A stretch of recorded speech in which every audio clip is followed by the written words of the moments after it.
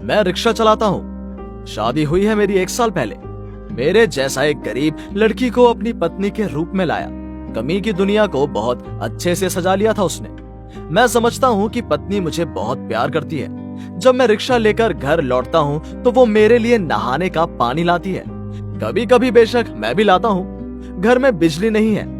खाने के वक्त वो पंखे से हवा करती है। एक गर्म भरी रात में हम दोनों बारी बारी से पंखे से हवा करते हैं और भविष्य के बारे में बात करते हैं। मैं बात करते करते कब सो जाता था मुझे समझ नहीं आता था। रिक्शे में बड़े लोग वो अपनी पत्नी को साथ ले जाते थे। वो कई किस्से सुनाया करते थे। उस्तादों की बात सुनता था कि जिस दिन उनकी शादी हुई उस दिन वो अनुष्ठान या पार्टी ऐसी चीजें करते थे। मुझे ये सब नहीं पता। जब मैं ये सब सुनता था तब मुझे भी मेरी पत्नी के लिए एक साड़ी खरीदने का मन होता था।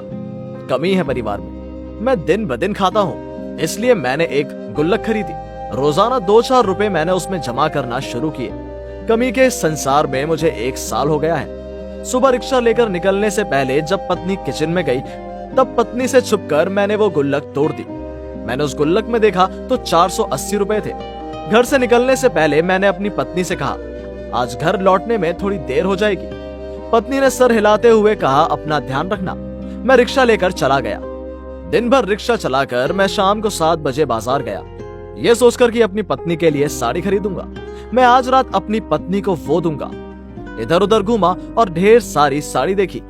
मुझे बहुत सारी पसंद भी आई, लेकिन उनकी कीमत थोड़ी ज्यादा थी। मैं उन्हें खरीद नहीं पाया। अंत में मैंने दुकानदार से कहा कि इस कपड़े की कीमत क्या है। उसने कहा 1500 रुपए, पर मेरे पास सिर्फ 480 रुपए हैं। तो मैं वापस आ गया। बाजार से बाहर बैठे हुए दुकानदारों से 460 रुपए में साड़ी खरीद कर मैं घर लौटा। कभी कभी सोचता हूँ ये दुकानें ना होती तो हमारी तरह गरीबों को कितनी परेशानी होती। मैं खुशी से घर में दाखिल हुआ। बहुत दिनों के बाद अपनी पत्नी को कुछ दे पाऊंगा ये सोचकर सीना खुशी से भर गया। रात को खाने के बाद सोने का नाटक करके लेटा हूँ। 12 बजने का इंतजार कर रहा हूँ। मैं कल्पना की दुनिया में तैर रहा था। पत्नी को ये साड़ी देने के बाद वो क्या कहेगी, कितना खुश होगी। देर रात हो गई है। मैंने अपनी पत्नी को उठाया। मैंने उठाकर अपनी पत्नी के हाथ में साड़ी देकर कहा, आज हमारी शादी की सालगिरह है। इस दिन तुम मेरे घर आई थी। ये मेरी तरफ से तुम्हारे लिए एक छोटा सा तोहफा है। पत्नी ने साड़ी को छाती से गले लगाया और उसकी आंखों से आंसू गिरने लगे। फिर वो उठी और संदूक खोलकर साड़ी को रख दिया। फिर वो भी क्या निकाल रही थी मैं भी छुपकर देखने की कोशिश कर रहा था। कोशिश करने के बाद भी नहीं देख पाया। पत्नी ने संदूक बंद कर दिया और मुझे एक कमीज दी। मैं थोड़ा हैरान था क्योंकि उसको पैसे कहां से मिले। मैंने पूछा, पैसे तुम्हें कहां से मिले? उसने बताया कि लंबे समय से मैं एक मुट्ठी चावल हर दिन अलग से बचा कर रखती थी। रखते रखते कुछ दिन पहले बगल वाले घर की भाभी को वो बेच दिया और उसी पैसे से कमीज खरीदी। मैंने सोचा कि आज मैं तुम्हें वो दूंगी, पर तुम तो घर वापस आकर सो गए, इसलिए मैंने सोचा कि मैं इसे कल सुबह तुम्हें दूंगी।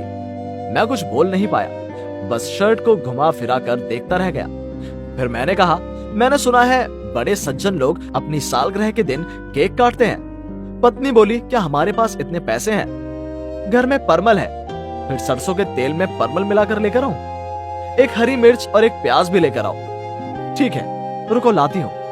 टीन के डिब्बे और खिड़कियों से चांदनी आ रही है। हम दोनों खिड़की के पास बैठे परमल खा रहे हैं। हम लोग अपनी शादी की पहली सालगिरह मना रहे हैं। सब नहीं मिला, पर जो भी मिला वो भी कितने लोगों को मिलता है। जिनके पास ऐसे विचार हैं, वो दुख की दुनिया में वास्तव में खुश हैं। अत्यधिक उम्मीद लोगों को खुशी नहीं देती। आदमी दुखी तब होता है जब मनुष्य के पास जो है उससे संतुष्टि नहीं हो। वो अधिक चाहता है और बहुत अधिक चाहता है। उसे कितना चाहिए, उसके चाहने का क्या कोई अंत है? शायद उसे पता भी नहीं। सोच के बदलाव के बिना जीवन में खुश रहना संभव नहीं है।